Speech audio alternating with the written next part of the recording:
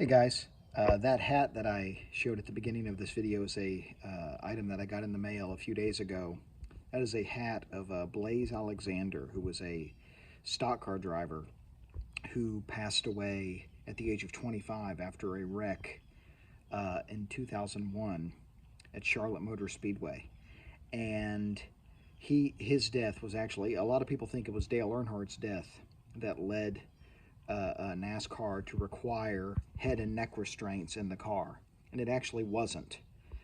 They strongly recommended it after Dale Earnhardt's death, and most drivers did have a head and neck restraint installed after Dale's death, but it wasn't mandated until Blaise Alexander died in an ARCA crash at the age of 25 years old, like I said. And so he's a very important person in NASCAR history, and his career really was just starting, to take off when he died. He didn't have a whole lot of success in NASCAR and what was then the Busch Series, but he was a young man, and he there's not a lot of his memorabilia around, and so I actually got that hat. It popped up on eBay, and I snagged it because I don't know how many of his hats are out there.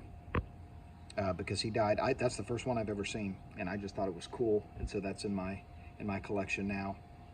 But more generally, I like it when you can tell. I have two of his autograph too. I've shown that to his autograph on this channel as well. That I have two what they call hero cards that have been signed.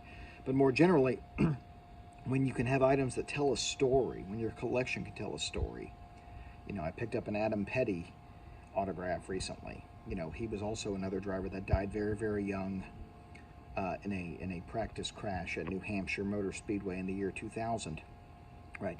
These items tell a story about a sport that I care about very much, and I find myself drawn to items like that, and I think it makes collecting fun when there is a story attached to a given item.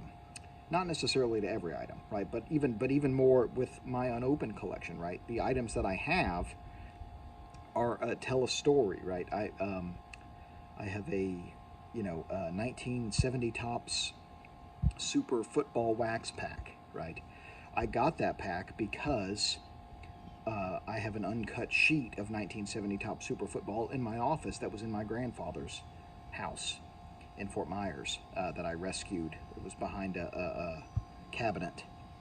That tells a story. My 1959 Topps Wacky Plaques pack, right? I have the Wacky Plaques cards I've shown on this channel that were from, that I looked at when I was growing up in my grandfather's house, right? These items tell a story, right? And to me, that is part of what makes this such a fun hobby.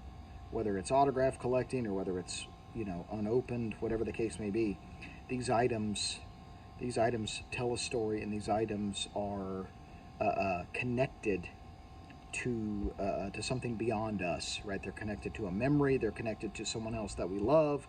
They're connected to history, right? And that's what I wanted to chat about today. So, thanks for listening as always. And hope you all had a great weekend. Keep collecting vintage and open baseball, everybody. Take care of each other.